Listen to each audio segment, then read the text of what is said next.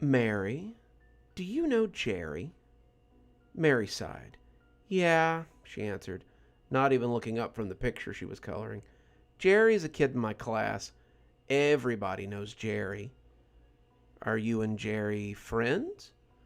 The lady in the suit was trying to sound nice and interested, but Mary could tell that she was getting bored. Grown-ups usually got bored when they had to talk to kids for too long. Mary didn't mind. She was more interested in the picture she was coloring.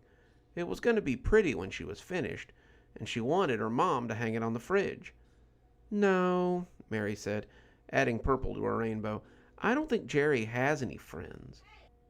Why is that? Because Jerry is mean. I guess maybe Hank and Tommy are his friends, but I think it's because they don't want to get picked on. What about you? Does Jerry pick on you?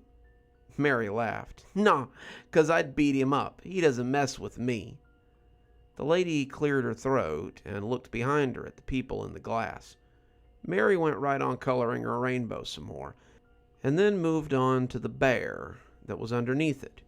She'd already decided that he was going to be brown and fluffy.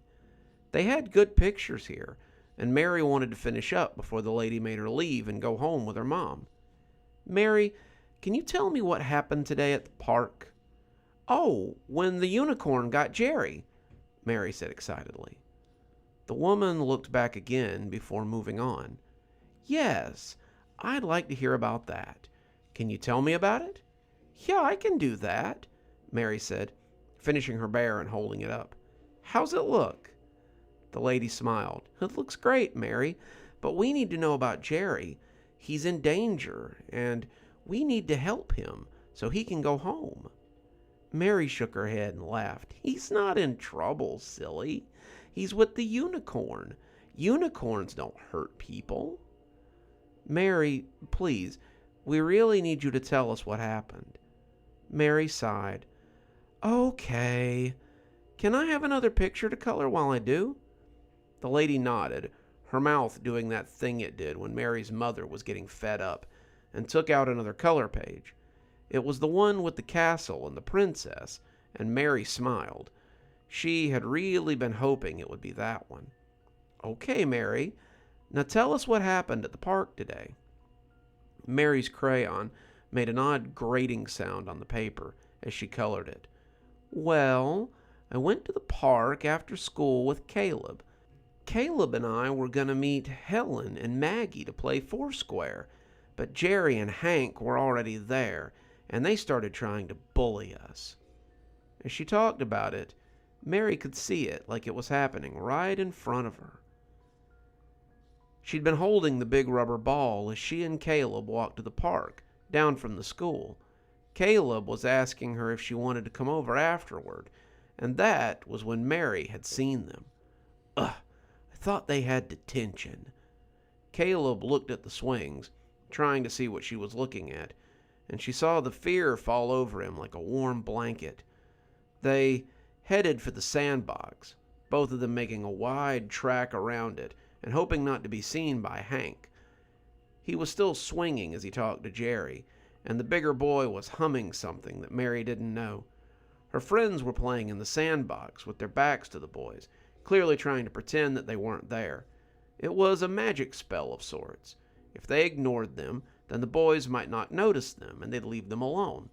Both of them looked like deer feeding in a meadow, ready to bolt at a moment's notice. They'd almost made it past when Jerry looked up suddenly and noticed them. His face lit up like a kid on Christmas morning. While he might know better than to mess with Mary, that didn't mean that he wouldn't mess with her friends, which would bother her vicariously. Just ignore them, she whispered to Caleb, and the two of them kept walking. Jerry had his windbreaker thrown over the arm of the swing set, and his shirt sleeves were rolled up in his best James Dean impression. This was something that Mary had heard from her mother, and while she didn't know who James Dean was, she knew that it was from a song that her mother liked. Jerry usually looked like he was trying to show off his non-existent muscles, and his arms were tanned up to the point of the roll, the skin beyond looking fish belly white. He had a sucker in his mouth, the the stem probably held there in an attempt to look like the cigarettes he believed he would one day smoke.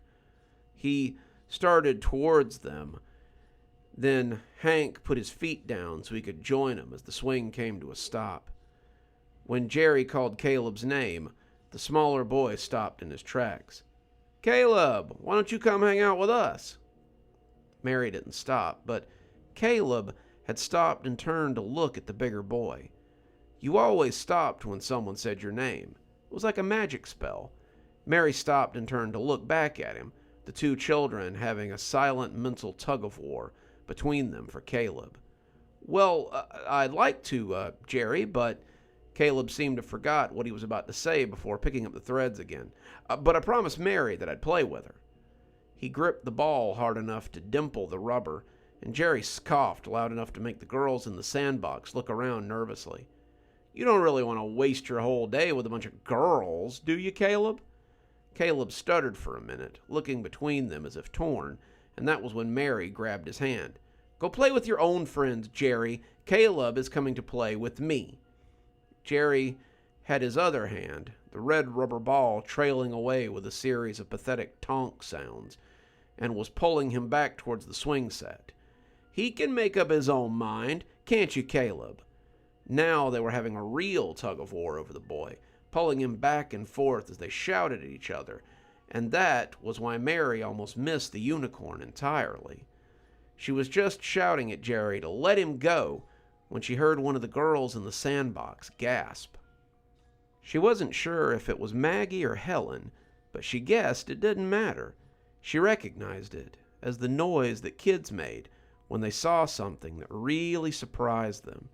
It wasn't necessarily a scared gasp, but it was definitely a surprised gasp. And that turned her quicker than any prequel to a scream. It was late afternoon, the setting sun casting long shadows, and in the shadow of the trees was a unicorn. It didn't look like the unicorns in her coloring book. This one was all black, its skin shiny like a beetle's, the ones that sometimes crawled through her grandma's garden. It didn't have eyes, but its bullet-shaped head was swiveling as it sniffed the air. It didn't have hooves, but its feet had long claws on them, and it gouged up the dirt around it. It had a horn, but the horn was brown, and it looked wooden. It was sticking out of the front of its head, and it wobbled as it turned. Mary let go of Caleb and turned to face it, enchanted by the sudden appearance of the creature. "Jesus," Jerry said, drawing it out as he let go of the shaking boy. "What a freak!" Hank had stopped halfway between the swings, and Jerry was walking towards the unicorn as it turned its head towards his voice. Jerry walked towards it with the confidence of a child who has never doubted that he would live forever. And as it came closer, Mary saw its lips split apart and reveal rows of sharp teeth.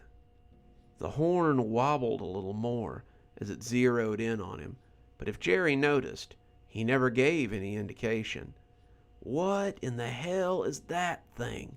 Some kind of burnt-up cougar or something? Geez, it's ugly. Might be a mercy to just put it out of its But his words disappeared as the creature jumped on him. It buried Jerry under all that oily black skin, and as he screamed, it dragged him off into the woods and out of sight. Caleb and Hank screamed too, running away as Maggie and Helen ran after them. They scattered, yelling about murder and monsters, but not Mary. Mary just stood there, enraptured by the sight of the mythical beast. Jerry was still yelling, but it was just because he didn't understand. Mary knew that unicorns didn't hurt people. He was taking him off to its mythical unicorn hollow so it could introduce him to its friends. He was so lucky, Mary thought. She would have killed to go meet a unicorn and its friends, but she knew that she couldn't follow a unicorn once it had left. They were magic, after all, and she'd do nothing but get herself lost in the woods if she tried. She was about to leave when her eyes fell on something on the ground. She gasped, The unicorn had lost its horn. She came forward like a penitent to the altar and grabbed up the horn before running home. It was a gift from the unicorn, something to treasure forever. And that was what you saw. Mary nodded. Yeah, Jerry's so lucky. He's probably already met the unicorn's friends, and they're going on all kinds of adventures. The lady smiled, but Mary thought it looked a little green. Mary, did you say the unicorn left its horn? Yeah, the police wanted to see it, so I told them they could hold it, but I wanted it back. The lady pulled out the bag she had leaned against the side of the chair and showed it to Mary. Is this the horn? Mary looked at the long piece of wood in the evidence bag and nodded happily. Yeah, that's it. You make sure they know I want my horn back when the police are done looking at it. The wooden stick in the bag was about 3 feet long, a bottom foot holding a deep red color. Somehow, the unicorn had gotten a foot of raw wood stuck in its head without dying, and the 2 feet that had been left to wave around like a little flag had led the girl to believe it was a mythical beast. Officer Janice wasn't sure what the girl had actually seen. She hadn't been with the Kashmir Police Department for long, but she certainly didn't want to meet it. The parents had told them to take the stick when the police had asked about it, and Janice wasn't sure they would have allowed it back in the house if they had given it back. Thank you, Mary. I appreciate you for being so brave and telling me your story. Mary left with her parents not long after that, and Janice felt that she was far luckier than she might ever know. Good evening, everyone. It's me, Dr. Plague. Thank you so much for joining us for tonight's show. If you think you might like a little more spooky in your life, then please feel free to click on one of the videos we have up here. Maybe look at one of the playlists if you're trying to get caught up. I know, there's so many videos on the channel. There's so many series that are going at the same time. Sometimes you just need a little refresher course, and I gotta say, I always enjoy the views. If you're not subscribed, feel free to hit that subscribe button. Maybe hit the bell so you don't miss anything. We upload a lot on this channel, so you won't want to miss a single story as they come out. If you'd like to support the channel, you can click on the Amazon link down there. There's quite a few books in my Amazon account. You can have a look, and if you'd like a signed copy, get up with me through email, and I'll be happy to work something out with you. Also, there's links to my Patreon, and you can become a member on the channel if you'd like your spooky a little bit early. Patrons and members on the $5 tier get their videos 12 hours early. That's in the morning as opposed to in the evening. Patrons at the $10 level also get a signed copy of my book anytime I write one. Speaking of my patrons, you should see them appearing right now. Just wanted to take a minute to say how much I appreciate all of you. Patrons, subscribers, however you give to the channel. I really appreciate everything you do, and it truly touches me that you have chosen to support the channel in this way. Well, that's enough for now. Till next time, Dr. Plague, signing off. Have a wonderful evening.